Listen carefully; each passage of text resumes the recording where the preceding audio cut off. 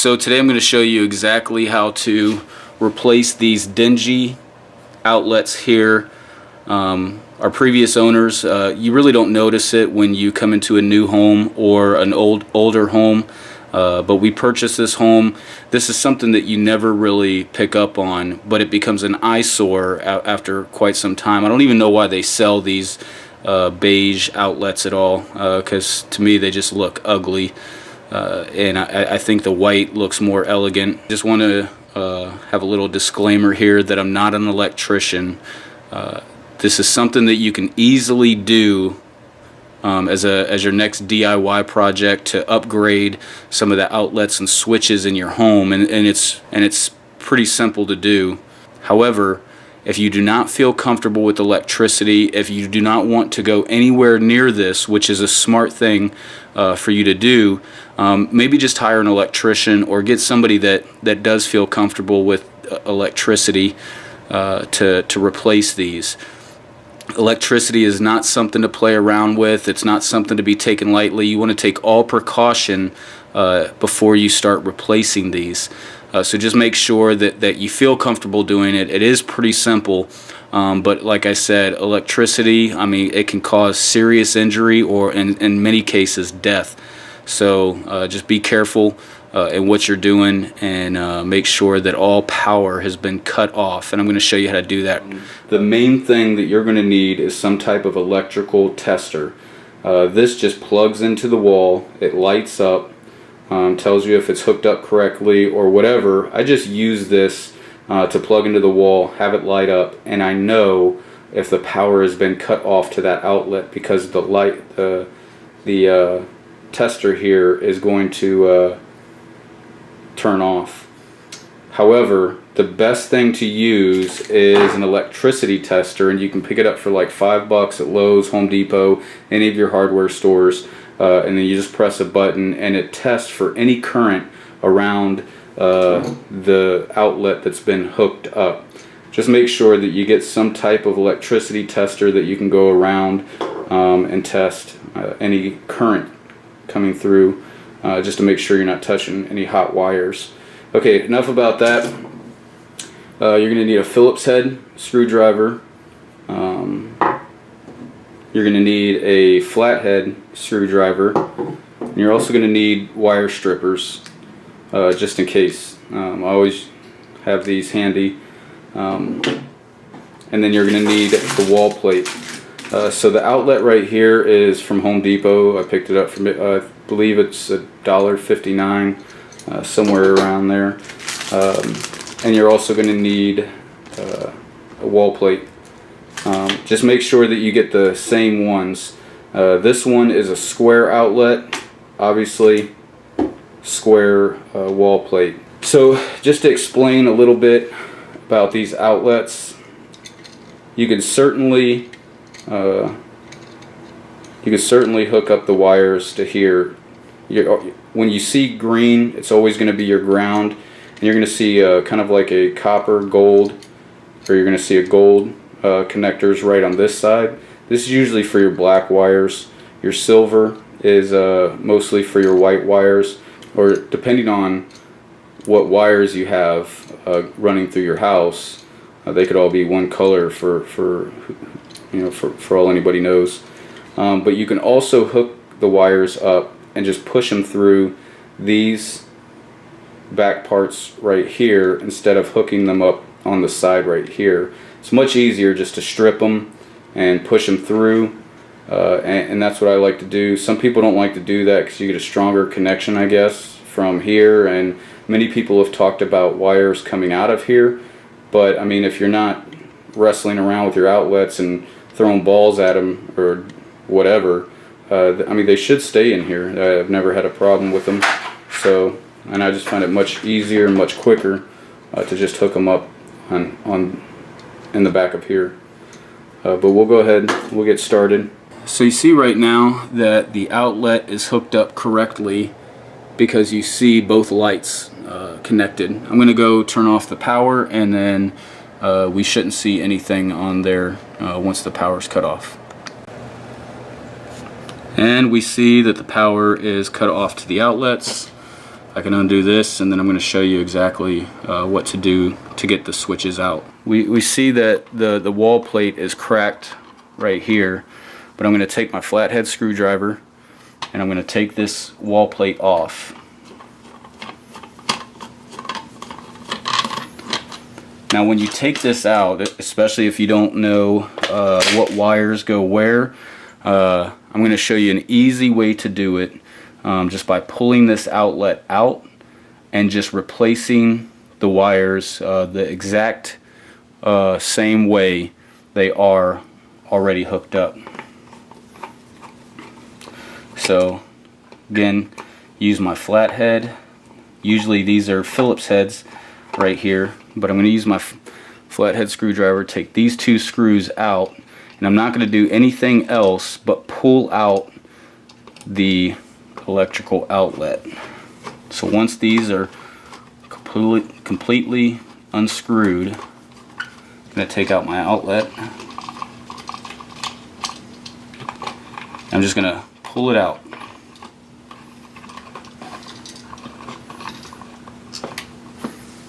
So you see right here that there's 3 hooked up on one side. There's a red hooked up right here, and you could see there's so many wires hooked up to this that it's going to another outlet, or it could go to a switch. And I have a switch right here on my front door for my outside light. So you'll see these wires not even hooked up at all, so you wonder what those wires are for. Those are just a bypass to send current throughout the circuit. And then you see your ground right here on this side hooked up to your green screw. It's kind of dingy, you're not going to be able to see the green, but it's hooked up right there. So we're going to replace these wires. This is going to go on top, this will be in the middle, and this will be on the bottom. I'm going to hook this up to the screw right here. I'm going to hook this one up to this back part. I'm going to hook the bottom one up to the bottom portion, and then the red will go on this side, and you could see that it's on the bottom screw. So we'll just go ahead and do that real quick. So I'm going to go ahead and cut these wires.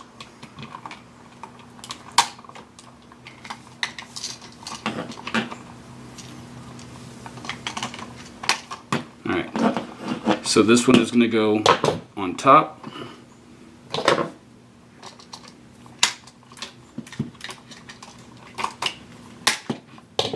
This one in the middle, and this one on the bottom. So I'm going to leave them just like that.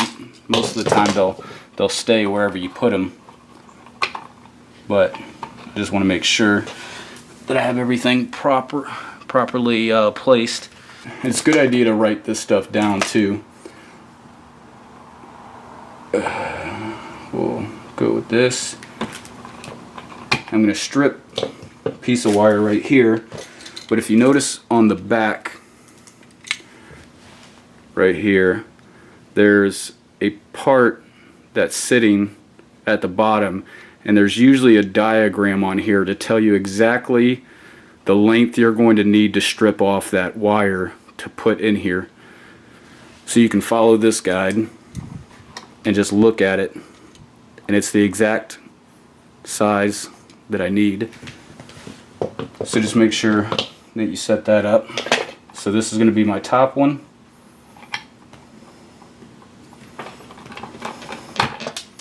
I'm going to cut a little bit more off there. This will be my middle one.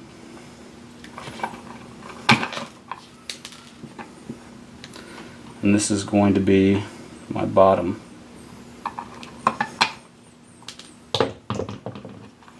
And I already have the ground right here. And then so these two holes that you see right here, it's to bend the wire. So for this top one right here, you could stick it in there a little bit, and then you curve it just like that.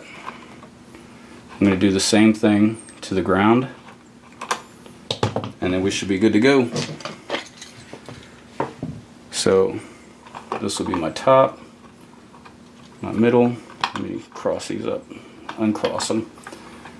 and then my ground. So I'm going to hook the ones to the screw up first. So make sure it's right side up. The gold goes on the right, silver on the left. So I'm going to hook up my ground just because it's much closer to the wall. It'll be hard to get it. So let me show you something real quick. Alright, so these screws tighten to the right. So you want to make sure that the wire is also going this way. So turn it around, hook that up, and then you could use your Phillips head, your flat head on this. You can use both of them. You screw that on tight. Don't make it too tight to where you strip the screw, but you screw it on tight enough to where it's not going to come off. I'm going to put this one, it's going to go on top. This one is going to go on the bottom. This one is going to go on the bottom one. And then I'm going to hook this one up, turn it around to where it's going clockwise. I'm going to hook this one up to the top. You might have to hold it to keep it tight.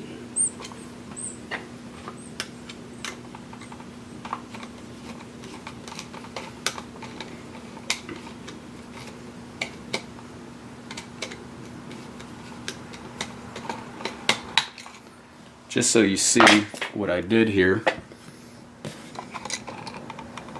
So I put this wire around this screw. This is the top. And then I just screwed it on. I put this around the screw, screwed it on. So this is the ground hooked up to the green. This was the top white wire. The ones that I pushed in, top white wire, bottom white wire on the left. And then the red I pushed in at the bottom one right there, if you could see it. When you're pushing it back in, just make sure that these wires are not coming loose, and you try to jam them in there as much as you can. With a lot of wires, it's hard to put those all back in, but once you start screwing it in, it's gonna put itself in the proper position. But you're going to see a top screw, a bottom screw right here on the box. Just make sure it's in a little bit. Start screwing it in. Before you screw it all the way in, just make sure you have both of them lined up properly.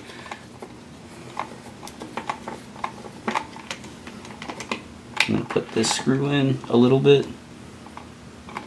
You don't want to use a drill on here because I know it's really quick, especially if you're replacing a lot of them, to use a drill.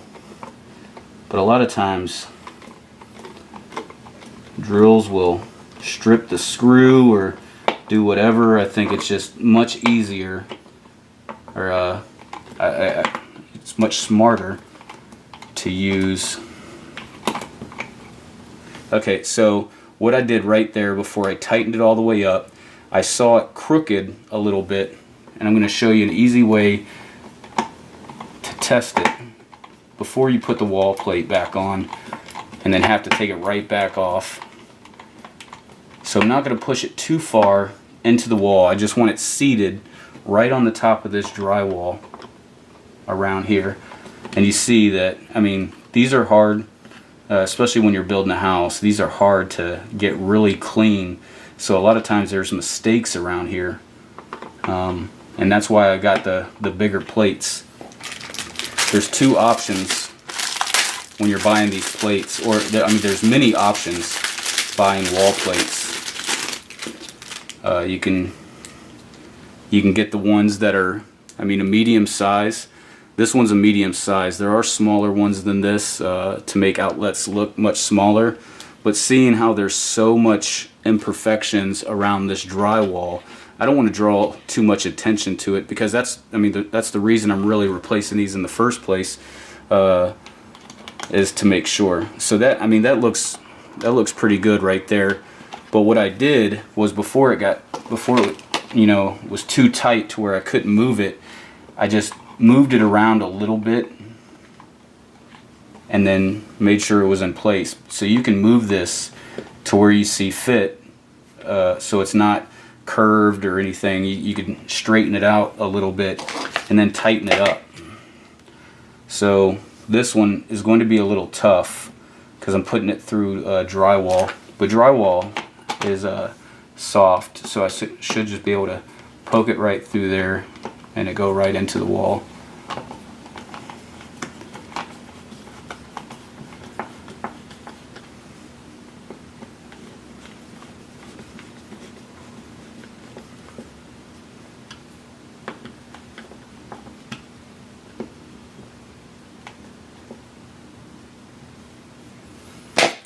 And there you have it. You don't want to put the screws too tight because it can crack the wall plate.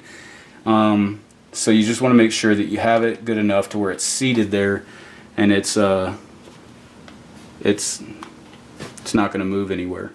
It's hooked up properly. So I hope this video was helpful. These are very inexpensive replacements, and it does a world of difference, and it looks so much better than